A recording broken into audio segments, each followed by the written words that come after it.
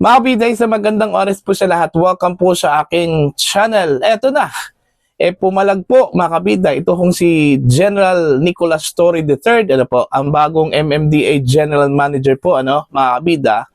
Dito ho sa lumabas po ngayon na order na di umano'y nanggaling daw sa NAPOLCOM, mga kabida. Ano po. Ito po'y patungkol ho sa kanyang approval sa optional retirement po ni General Torre, mga kabida. Matapos pong tinanggap po ni General Torre itong posisyon bilang General Manager ng MMDA, mga kabida, isang civilian post. Okay? Kung maalala po ninyo mga kabida, itong si Torre po, nagkaroon po ng floating status. Okay? Matapos pong tanggalin po ito bilang Chief PNP po, mga kabida, Okay, dahil ho sa hindi ho pagkakaunawaan di umano sa kalihim po ng Department of Interior and Local Government at di umano'y paglabag daw sa utos po ng National Police Commission. Okay? At in fact, dahil ho doon, ito hong si General Melencio Nartates po, ang acting Chief PNP ay hindi ho ma-promote, dahil ang 4-star General po ay hawak pa rin ni General Torre. Kaya ang ginawa po ng Marcos admin, hinanapan po ng paraan po mga kabida, para po mabakante itong 4-star general rank, okay? In-appoint nila, una, inoferan po ata itong si General Torre sa pagiging general manager po ng MMDA, at eventually tinanggap po. Okay? At nung tinanggap po ni General Torre yung posisyon na yon, okay, presumably, retired na po ito kung si General Torre, and since tinanggap po niya ito noong December 26, 2025, so doon din nag-effect, take effect daw, makabida yung kanyang optional retirement. Alright, kaya nung nabasa daw ni Torre ito, makabida, pumalag po. Kasi unang-una, hindi naman po siya nag-apply At saka pangalawa daw, makabida, yung optional retirement ay hiningi yan. Ina-applyan daw yan, mga kabida. Hindi po unilateral po yun, mga kabida. Kundi ina-applyan ng isang opisyal na gusto kong mag-optional retirement. Eto, babasahin ko lang po itong article ng ABS-CBN, para kumpirmado po, mga kabida, po. Okay, dito ho sa pinag-usapan po natin.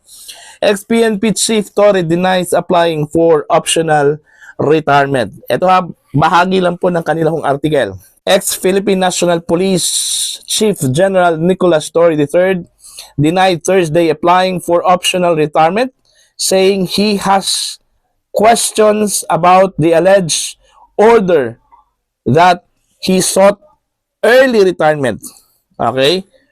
Wala akong in-applyan, wala akong ni-request na optional retirement. Ayun, malinaw po yung sinabi po ni Torre po, mga kabida. He added that optional retirement is requested. Hindi pwedeng unilaterally nire-retire ka, he said. Ayan. So, yun po, malinaw yung sinabi po ni General Torre, hindi po siya nag-apply for his optional retirement, mga kabida. So, anong ibig sabihin ho dito, mga kabida? Ibig sabihin ba, naisahan po ito kung si General Torre, unang-una ni Pangulong Ferdinand Bongbong Marcos nang in-appoint po siya, mga kabida, bilang General Manager po ng MMDA po, mga kabida. Naisahan ba siya ng NAPOLCOM? Okay? Nung tanggapin po ni General Torre itong posisyon po, mga kabida. Kasi po, ang sabi po ng ilan, mga kabida, kapag ikaw ay isang active PNP official at tinanggap mo ang isang civilian post, automatically retired ka na, mga kabida, o di kaya resign from your post, okay, so from your position bilang opisyal po ng Philippine National Police, mga kabida. Ganon din yung nangyari ho kay General Torre, Pero sa argument po ni General Torre, ang dami daw, mga kabida, na mga active members ng Philippine National Police, na nasa ibang ahensya po ng gobyerno. Sinite po niya itong Bureau of Immigration, Marami daw na mga active members ng PNP, na nagtrabaho doon sa BI. At in fact, kababalik lang daw yung iba, no, mga kabida, sa active service. Okay, sa PNP. So, paano ho nangyari yung sa kanya hong case?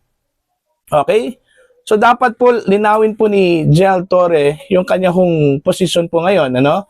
Pangulong Ferdinand Bongbong Marcos.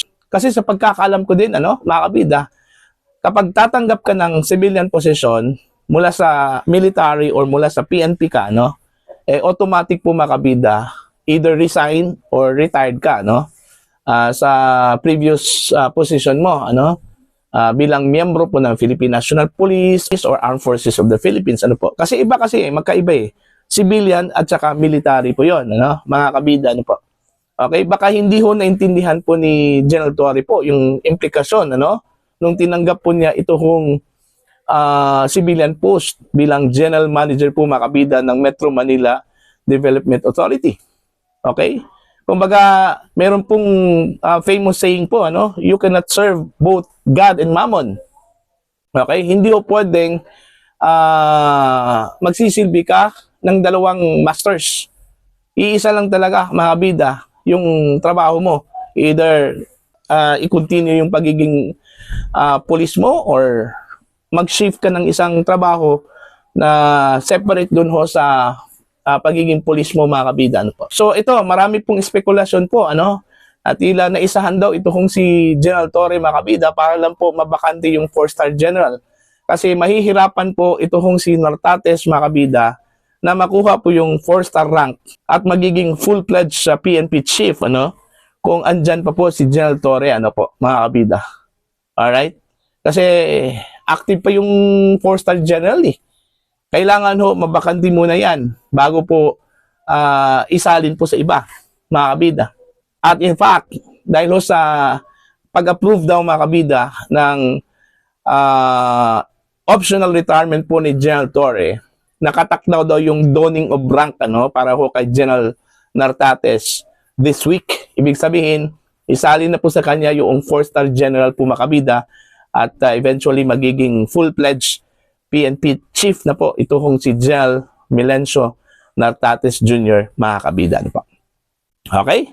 So, para po sa inyo, anong tingin po ninyo? Naisahan ba itong si General Torre, mga kabida, ni President Marcos o di kaya ng National Police Commission? Ano po? Para lang po mabakante yung 4-star rank at may bigay po, mga kabida, kay General Nartates. Ano po? Please comment down. Sa mga hindi pa po subscriber sa channel, please subscribe. Just click the subscribe button, click the notification bell, click all para updated po kayong, mga kabida, sa aking mga uploads. Maraming salamat po sa inyong lahat.